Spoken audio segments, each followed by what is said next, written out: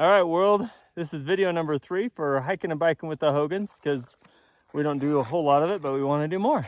This is my oldest son, Alan. How's it going? He has agreed to allow me to make a video for this one. And we are at Powderhorn Ski Resort where he's been an instructor. And it is, what's today's date? April 11th is my birthday yesterday. And so this is what Powderhorn, Western Colorado looks like in the beginning to middle of April. And that's what, yeah, right after the ski season closed, that's what the valley looks like. So yeah, we are showing the green trees over there. Yeah, there you go. The green trees right there. Now what are we doing? We're snowshoeing.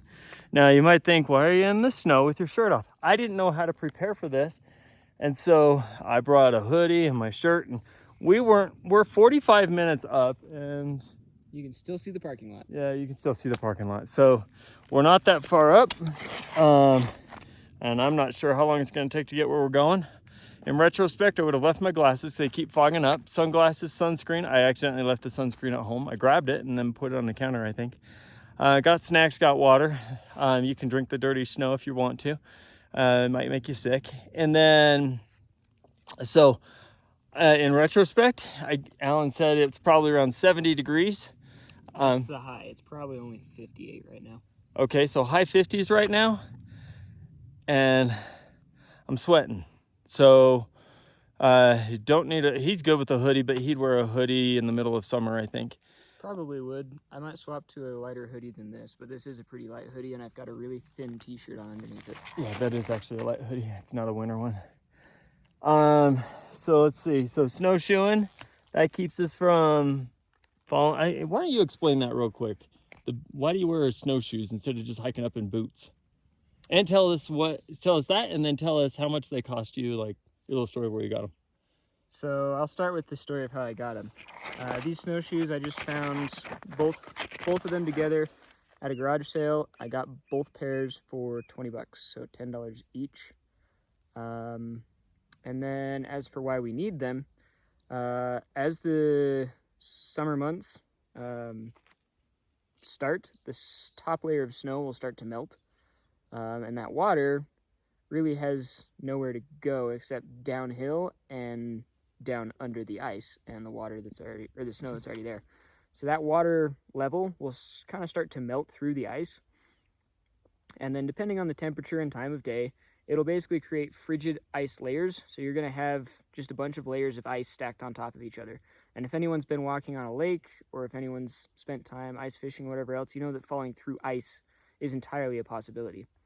Well, the thing is that if those ice layers are thin enough and if they're soft enough, you could just drop through all of them, and then you're going to end up to your knees or even deeper. I've been up to my hips before in this type of snow, and it's really a nightmare to get yourself back out of it, especially if you don't have poles, because same thing, you put the weight of your arm on, your arm's just going to go through the snow, and so it's really difficult to get yourself back out of that kind of a situation. So having snowshoes, just a little bit of extra surface area helps to keep you on top of that. Cool. Now, the last thing I want to show is on a snowshoe. So if we get this to the bottom, you got some teeth, right? Now, this is the cool part is, go ahead and dig it into the snow, right? So you can see how it hinges. Okay, so it's not like it's stuck to your whole foot, and that it really feels just like regular walking. It's just your shoes are just a little bit wide. Okay. And so your stance has to be a little wide. Yeah, so you got to widen your stance just a touch. Like this.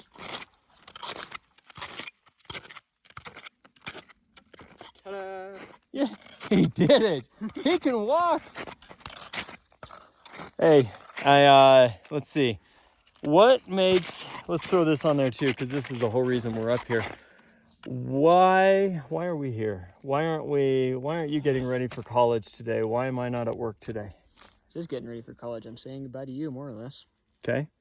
So it's goodbye, but it's also, it's just the time together, right? I told my wife, I said, I need to have this one day with my son because I don't know when I'm going to get my next full day with this son. Like, he could go off to college, get married, be too busy, unless I step into his life and I say, I'm kidnapping you for a day, and we're going to go do whatever.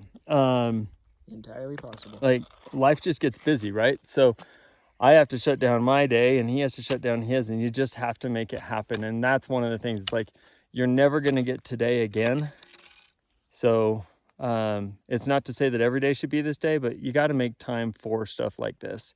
Because when I get to my deathbed, hopefully when I'm around 100 years old, 120. 120, depending on medicine. So when I get to be that old, I'm not going to look back and remember all the days I spent working a business or anything else, but I will remember the time I went snowshoeing with Alan. Yep. So there you go, world. Get out and enjoy your family. So this is the reason we're wearing snowshoes. You can kind of see some of the deeper impressions we've been making as we've gone along. If I take like this ski pole, there's one. That could be your foot. I didn't even put that much weight on it, just some from my upper body, but if you put your leg through that, you could just sink all the way down to your hip. Now put your foot on that. Not on the pole, just on the snow. Like jump over to your left. And what happens if you jump? If I jump? Yeah. If I find a deep spot right here.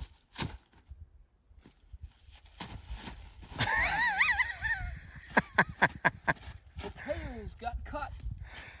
God bless the creator, inventor of snowshoes, right? Amen. All right, now we're hiking up that hill. So we're headed to Picnic Rock, which is not on a map, but that's where we're gonna go have a picnic. Yep. All right, this might be the final video. This is Picnic Rock. All the locals know it. You're funny. I guess Picnic Rock is what, this area? Yeah, these are the picnic rocks. They moved most of these boulders up here when they made the resort. Okay, so a bunch of boulders got moved up into this area when they made the resort, and so this is just a huge boulder field still covered in snow. Most of the boulders are up there. And so, but looking around us, it's sunny that way, it's sunny all around us, and we're pretty much at our location, and Alan concluded that shade sounded more enjoyable. So I'm going to conclude this video with things that we've learned that we haven't already gone over. One, I didn't really need gloves except for it's extra padding to do push-ups on when I don't want to put my hands on the snow. Carabiner clip. Also sunscreen. I already mentioned sunscreen. So I forgot the sunscreen. Carabiner clip, my son happened to have this on his bag. That was awesome. It's a good thing.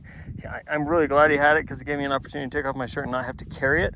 But I couldn't fit the whole shirt through it, so I just clipped it through the neck and the shirt, the neck and sleeve. I'm glad I didn't bring a camelback like Alan did, because I was taking stuff off. A bottle that barely fit in my pocket because I got tired of carrying it and I wanted to carry my ski poles, so that happened to fit in the pocket. Let's see, Alan, anything else to add in this that might help somebody else going snowshoeing for the first time? Just some snacks, maybe. Yeah, I brought snacks, so I put... It's a lot easier to carry a backpack, though. Yeah, Alan says it's easier to carry a backpack. I'm in favor of cargo pants, so I just threw a couple things in here, and honestly, I'm not even super hungry. I could wrap up the hike and just go back down. I probably brought 3 times as many snacks as I need. You can melt the snow in a bottle slowly.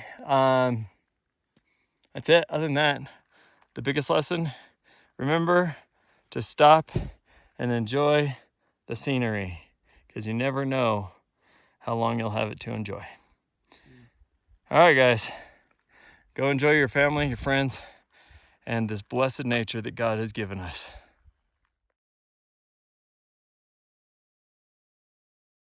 Okay, so now I got to teach something else that we're experiencing here. Let's see, can you see my foot? Yes. Right there. So my snowshoes on, and Alan says it's called a... Post hole. Go ahead and explain it. Post holing is when those layers of ice that we talked about earlier collapse underneath your weight. This can happen with poles like I showed and demonstrated earlier. This can happen with a foot without a snowshoe on it. This can happen with a snowshoe on it. Snowshoes just help to mitigate it. If my dad had stepped there without a snowshoe, I guarantee you his entire leg would have been soaked on up. Oh, I probably just sunk in all the way down to my neck, huh? No, usually the other leg splays out and then you end up stuck like this. And then he would have had something great to laugh at. I would have. All right.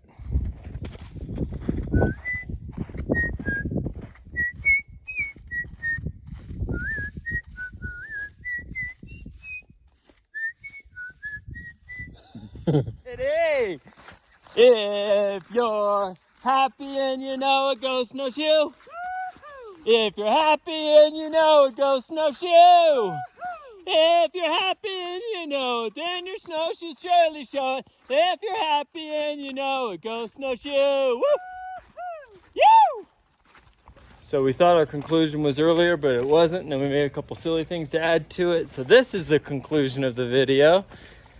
And it took us about 2 hours to get up. We went, what, 2.5 miles, you think, ish? Yep. And about 1,000-foot elevation gain. Yep. Totally could have turned on all the stuff to track that, but didn't. Most important, what does today mean to you? I got to spend time with you and talking to you. And to me, it means having a memory with my kid, because you never know how long you're going to have people around in life. True. Go make it happen, people.